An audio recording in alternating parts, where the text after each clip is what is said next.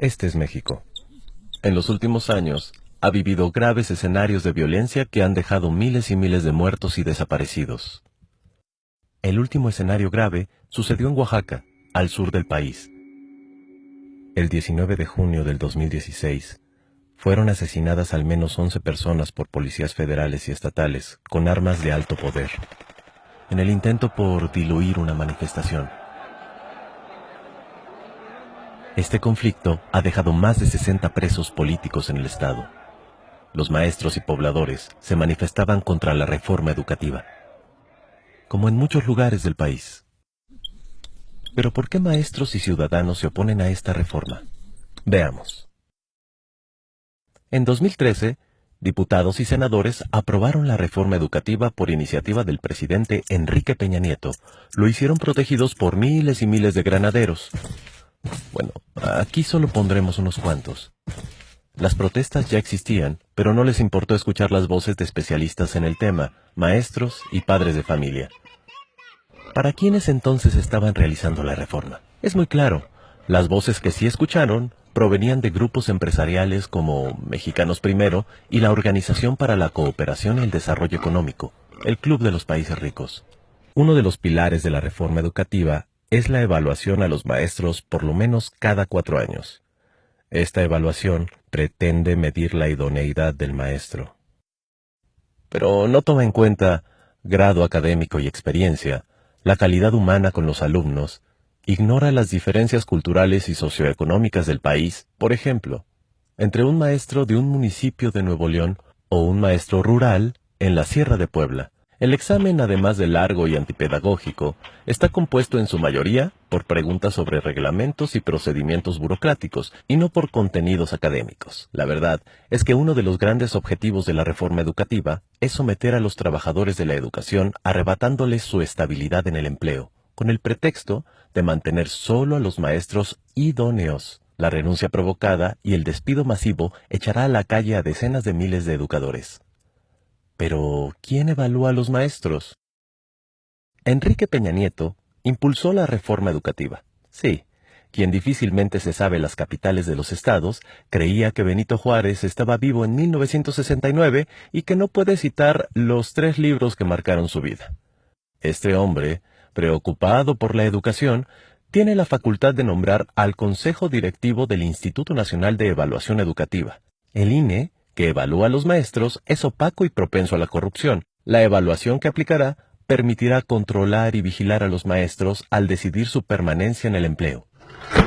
Los nuevos maestros serán despedidos sin responsabilidad para el gobierno, pues la ley deja fuera a tribunales de conciliación y arbitraje. Es decir, nadie podrá defender a los trabajadores de la educación que ya no contarán con los elementos más básicos de protección laboral. ¿A quién pretende controlar la reforma? Pues a maestros como los de Oaxaca, Guerrero, Chiapas, Michoacán, entre otros estados, que han luchado por años para poder elegir democráticamente a sus representantes y mantener su independencia del gobierno. Ellos se organizan en la Coordinadora Nacional de Trabajadores de la Educación, la CENTE, con C, y que por supuesto se oponen a la reforma. Es la disidencia del Sindicato Nacional de Trabajadores de la Educación, el CENTE, con S. Por años, la cúpula de este sindicato ha sido un aliado cercano de los gobiernos, llegando al grado de ser una agencia de fraude electoral. Este sector es el que más ha participado en venta de plazas, corrupción y fraudes. Su exlideresa hoy está presa. Este gremio, como es obvio, sí está de acuerdo con la reforma educativa. Los maestros de la CENTE se oponen porque además abre las puertas a la privatización de la educación pública. Esta reforma plantea la autonomía de gestión. Con este término, el gobierno pretende que los padres de familia tengan la responsabilidad de atender problemas administrativos de las escuelas, que siempre ha sido una obligación gubernamental, como el pago de agua y luz, descomposturas y materiales, además de otorgarles atribuciones de vigilancia sobre los maestros. Todo esto bajo el liderazgo del director. También alienta el entrometimiento de empresas en las escuelas públicas. No es exagerado decir que la complicidad de empresarios con gobiernos corruptos, como los que tenemos, harán de la educación un jugoso negocio a costa de los padres de familia. Para nadie es un secreto la gran crisis del sistema educativo mexicano. Este sistema está formado por autoridades educativas, infraestructura, maestros, alumnos, programas de estudio y materiales. De todos estos componentes, el gobierno y los medios de comunicación han fabricado a un solo culpable de esta crisis: los maestros. Pero en México se siguen implementando planes de estudio de hace 15 años. Desde que se impuso la reforma, no se habla de estrategias pedagógicas o invertir en ciencia y tecnología. Hemos llegado al punto en que los libros de texto gratuitos tienen faltas de ortografía y errores científicos. Este año se le quitaron 3.660 millones al presupuesto de la Secretaría de Educación Pública.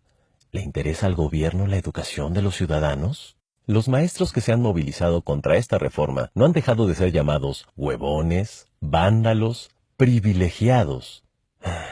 Los medios de comunicación hacen una campaña de odio. Seamos sinceros. ¿Qué privilegio puede tener una maestra oaxaqueña de primaria que en promedio gana 8,000 pesos mensuales al lado de los verdaderos privilegiados? Muchos mexicanos no tenemos estabilidad laboral, seguridad social, jubilación, vacaciones, ya no se diga aguinaldo. Nos molesta la lucha de los maestros, pero la precariedad laboral no tiene que ser generalizada. En lugar de oponerte a los maestros en lucha, quizás sería buena idea recobrar juntos los derechos que nos han quitado.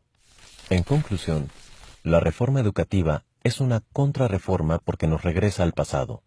No es educativa, pues no intenta mejorar la educación.